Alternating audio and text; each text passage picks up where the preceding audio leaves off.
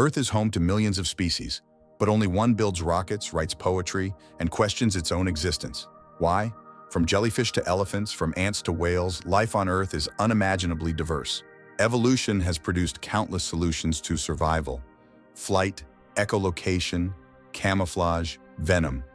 And yet, of all these adaptations, true intelligence, the kind that creates technology, language, and self-awareness, has emerged only once. Just once, in us. Biologically, this makes little sense. If intelligence is such a powerful evolutionary advantage, why hasn't it evolved independently in multiple species, as eyes or wings have? Why didn't whales with their massive brains build civilizations beneath the sea? Why haven't apes or elephants crossed that mysterious threshold from instinct to invention? Scientists call this puzzle the cognitive singularity, a sudden, massive leap that left all other species behind. And once Homo sapiens developed this edge, the game changed. We didn't just survive, we dominated. We altered ecosystems, rewrote food chains, and reshaped the entire planet to fit our needs. But our monopoly on intelligence raises uncomfortable questions. Is human-level cognition a fluke, a genetic accident? Or did we simply evolve fast enough to prevent any other species from getting there first? One species became self-aware and locked the door behind it. Natural selection rewards what works, not what thinks. To understand why intelligence is so rare, we have to face an unsettling truth. Most life doesn't need it. Evolution is about survival and reproduction, and in many cases, brute instinct is more than enough. Bacteria dominate the biosphere without thought. Insects outnumber us by orders of magnitude using only hardwired behaviors. Even apex predators like crocodiles and sharks have thrived for millions of years without evolving advanced brains. Why? Because intelligence is expensive. A big brain requires huge energy, longer childhoods, complex social structures, and constant learning. It's a slow, fragile strategy compared to simpler evolutionary models. If you're a worm that can clone itself and survive underground for months, why evolve a mind? This is why most species hit a cognitive ceiling. Evolution finds the most efficient path, not the most philosophical one. In many ecosystems, a conscious brain offers no extra benefit. In fact, it might be a liability. Why pause to contemplate the stars when a predator is 2 feet away? In that light, human intelligence may not be the crown of evolution. It might be its most reckless gamble. So the question becomes, what allowed us, and only us, to survive that gamble?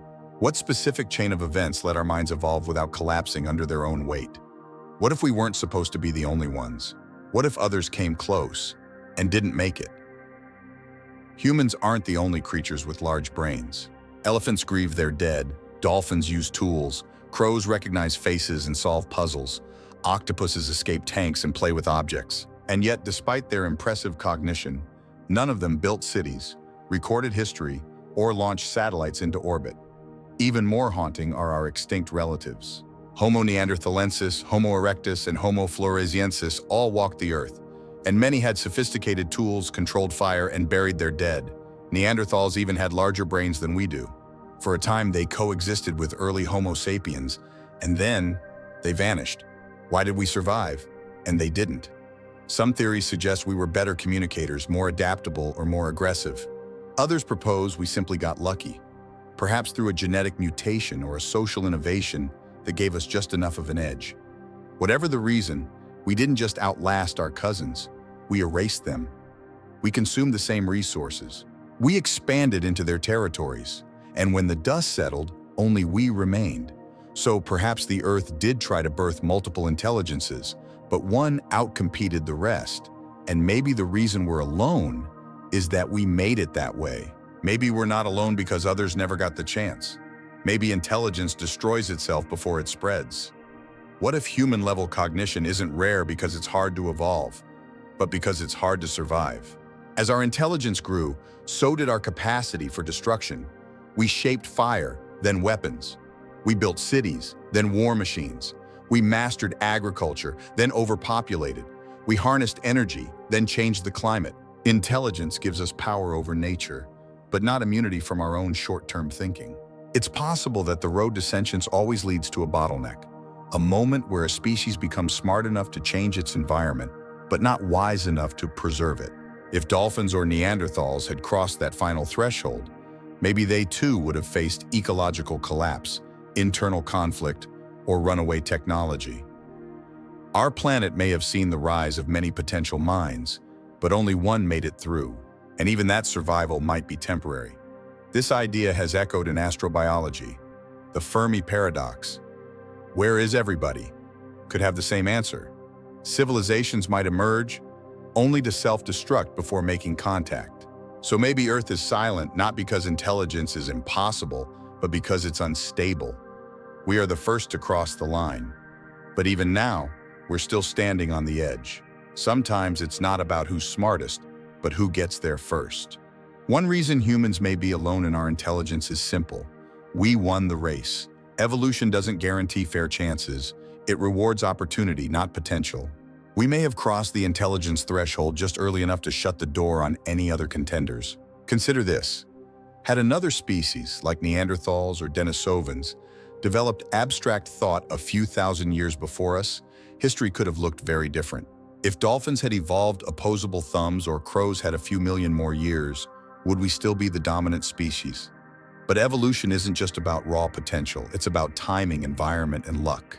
We evolved in just the right conditions: a stable climate, access to fire, cooperative social structures, and a long window without global catastrophe.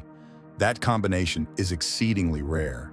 And once we gained the upper hand, we altered ecosystems, eliminated threats, and occupied every niche that could have supported an alternative intelligence. We didn't just emerge, we spread fast and wide, leaving no room for a runner-up. So the question isn't only, why are we the only intelligent species? It's also, did we out-evolve the rest or just outpace them?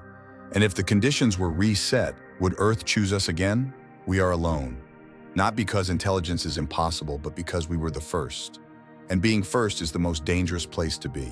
Humanity has conquered the planet, but not the mystery of itself. We split atoms, sequenced genomes, and searched the skies for life. Yet no other species has joined us in this level of awareness. We invent gods, simulate worlds, and ask questions no other life form even knows exist. But perhaps the greatest question is, why only us? Some believe we are nature's miracle, the inevitable result of evolution's long arc.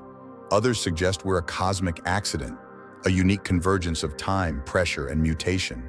Both answers are unsettling. If intelligence is inevitable, where are the others? If it's an accident, how fragile is our grip on it? Our brains have given us unmatched power, but also unmatched existential weight. We're the only species that knows we will die, the only one burdened with legacy, curiosity, and fear of extinction. Intelligence didn't just elevate us, it isolated us. And in that isolation lies a choice. Will we use our rare awareness to ensure the survival of life, consciousness, and meaning?